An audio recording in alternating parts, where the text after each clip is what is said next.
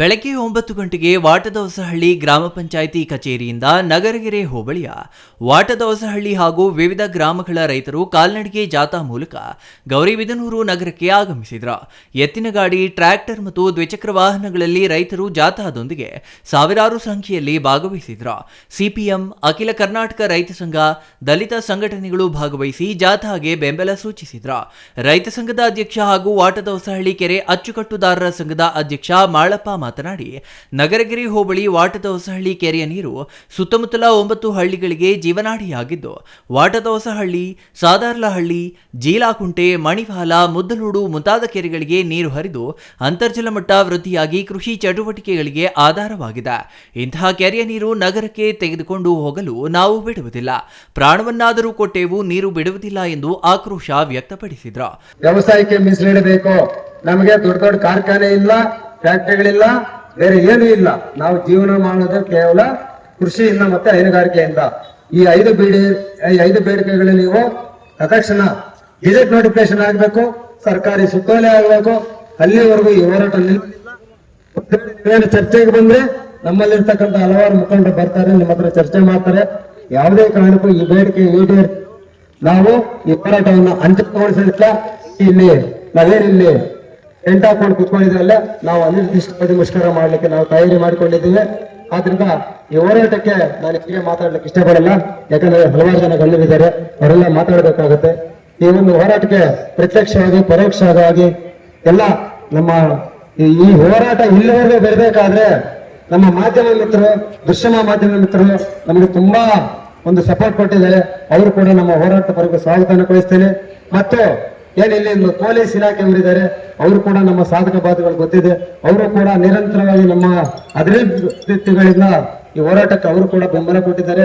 ನಾವು ಶಾಂತಿಯುತವಾದಂತಹ ಹೋರಾಟವನ್ನು ಮಾಡ್ತೀವಿ ಅಂತ ಹೇಳ್ತಾ ಇದ್ದೀವಿ. ಅವ್ರನ್ನು ಕೂಡ ವಿನಾಕಾರಣ ಪೊಲೀಸರನ್ನು ಕೂಡ ದಿಕ್ಕು ತಪ್ಪಿಸಿ, ದಾರಿ ತಪ್ಪಿಸಿ ನಮ್ಮ ಮೇಲೆ ದಬ್ಬಾಳಿಕೆ ಮಾಡ್ಲಿಕ್ಕೆ ಅವ್ರು ಬಿಡ್ತಾರೆ.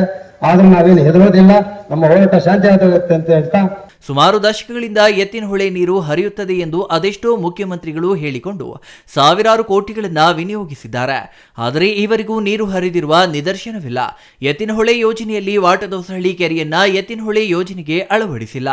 ಆದಾಗ್ಯೂ ಕ್ಷೇತ್ರದ ಶಾಸಕರು ಎತ್ತಿನ ಹೊಳೆ ನೀರನ್ನ ವಾಟದವಸಹಳ್ಳಿ ಕೆರೆಗೆ ಹರಿಸುವುದಾಗಿ ಹೇಳ್ತಿದ್ದಾರೆ. ಇದನ್ನ ನಂಬುವ ಸ್ಥಿತಿಯಲ್ಲಿ ರೈತರಿಲ್ಲ. ಮೊದಲು ವಾಟದವಸಹಳ್ಳಿ ಕೆರೆಗೆ ಎತ್ತಿನ ಹೊಳೆ ಪೈಪ್ಲೈನ್ ಹಾಕಿ ನಂತರ ನಗರಕ್ಕೆ ನೀರು ಹರಿಸುವ ಪೈಪ್ಲೈನ್ ಕಾಮಗಾರಿ ಮಾಡಿ. ಅಲ್ಲಿಯವರೆಗೂ ನಗರಕ್ಕೆ ನೀರು ಹರಿಸುವ ಪೈಪ್ಲೈನ್ ಕಾಮಗಾರಿಗೆ ಅವಕಾಶ ನೀಡುವುದಿಲ್ಲ ಎಂದು ಎಚ್ಚರಿಕೆ ನೀಡಿದರು. ಮಧುಸೂರ್ಯ ನಾರಾಯಣ ರೆಡ್ಡಿ ಮಾತನಾಡಿ, ಅಮೃತ್ 2.0 ಯೋಜನೆ ಅವೈಜ್ಞಾನಿಕ ಯೋಜನೆಯಾಗಿದ್ದು, ನಗರಗಿರಿ ಹೋಬಳಿಯ ಜೀವನಾಡಿಯಾಗಿರುವ ವಾಟದವಸಹಳ್ಳಿ, ಅಮಾನಿ, ಬೈರಸಾಗರ ಕೆರೆಯ ನೀರನ್ನ ನಗರಕ್ಕೆ ತೆಗೆದುಕೊಂಡು ಹೋಗಲು ತಕರಾರಿಲ್ಲ. ನಮ್ಮ ಬೇಡಿಕೆಗಳನ್ನ ಮೊದಲು ಈಡೇರಿಸಿ ಅನಂತರ ನಗರಕ್ಕೆ ನೀರನ್ನ ತೆಗೆದುಕೊಂಡು ಹೋಗಿ. ಕ್ಷೇತ್ರದ ಶಾಸಕರು ರೈತರ ಕಷ್ಟಗಳನ್ನ ಅರಿತಿದ್ದರೆ ಈ ಯೋಜನೆ ತರುತ್ತಿರಲಿಲ್ಲ. ರೈತರನ್ನ ಒಕ್ಕಲೆಬ್ಬಿಸಲು ನೀವು ಶಾಸಕರಾಗಬೇಕಿತ್ತ. ಇದೊಂದು ಹಣ ಹೊಡೆಯುವ ಯೋಜನೆಯಾಗಿದೆ. ರೈತರೊಂದಿಗೆ ರಾಜಕಾರಣ ಮಾಡಬೇಡಿ ಎಂದು ಆಕ್ರೋಶ ವ್ಯಕ್ತಪಡಿಸಿದ್ರು. ರೈತ ಮುಖಂಡ ಹರ್ಷವರ್ಧನ್ ರೆಡ್ಡಿ ಮಾತನಾಡಿ, ಕಳೆದೆರಡು ತಿಂಗಳುಗಳಿಂದ ವಾಟದವಸಹಳ್ಳಿ ನೀರು ನಗರಕ್ಕೆ ತೆಗೆದುಕೊಂಡು ಹೋಗುವ ವಿಚಾರದಲ್ಲಿ ನಾವುಗಳು ಪ್ರತಿಭಟನೆ ನಡೆಸುತ್ತಲೇ ಇದ್ದೇವೆ. ಆದರೆ ಕ್ಷೇತ್ರದ ಶಾಸಕರು ನಮ್ಮೊಂದಿಗೆ ಸೌಜನ್ಯಕ್ಕಾದರೂ ಸಮಸ್ಯೆಗಳ ಬಗ್ಗೆ ಚರ್ಚಿಸಲಿಲ್ಲ. ಬದಲಾಗಿ ರೈತರನ್ನ ಬಂಧಿಸುವ ಕೆಲಸ ಮಾಡಿದ್ದಾರೆ. ರೈತರು ಶಾಸಕರನ್ನ ಗೆಲ್ಲಿಸಿದ್ದಕ್ಕೆ ಇವರು ನೀಡುವ ಕೊಡುಗೆ ರೈತರನ್ನ ಬಂಧಿಸಿ ಹತ್ತಿಕ್ಕಲು ಪ್ರಯತ್ನಿಸುತ್ತಿರುವುದು. ನಮ್ಮ ಬೇಡಿಕೆ ಈಡೇರಿಸದೆ 1 ಇಂಚು ಪೈಪ್ಲೈನ್ ಹಾಕಲು ಬಿಡುವುದಿಲ್ಲ ಎಂದರು. ಇನ್ನು ಜಾಥಾದಲ್ಲಿ ರೈತ ಮಹಿಳೆಯರು, ರೈತರು ಸ್ವಯಂ ಪ್ರೇರಿತರಾಗಿ ಎತ್ತಿನ ಗಾಡಿಗಳು ಮತ್ತು ಟ್ರ್ಯಾಕ್ಟರ್ಗಳಲ್ಲಿ ಸಾವಿರಾರು ಸಂಖ್ಯೆಯಲ್ಲಿ ಆಗಮಿಸಿದ್ರು. ರೈತರ ಜಾಥಾ ತಾಲೂಕು ಕಚೇರಿಯ ದ್ವಾರಕ್ಕೆ ಆಗಮಿಸುತ್ತಿದ್ದಂತೆಯೇ ಪೊಲೀಸರು ತಡೆಯಲು ಪ್ರಯತ್ನಿಸುತ್ತಿದ್ದಂತೆ ಪರಿಸ್ಥಿತಿ ಬಿಗಡಾಯಿಸಿತು. ರೈತರ ಆಕ್ರೋಶ ಮುಗಿಲು ಮುಟ್ಟಿತು. ನಂತರ ಪೊಲೀಸರು ಪ್ರತಿಭಟನೆಗೆ ಅವಕಾಶ ಮಾಡಿಕೊಟ್ರು. R Manjunath, CTV news, Gauribidanur.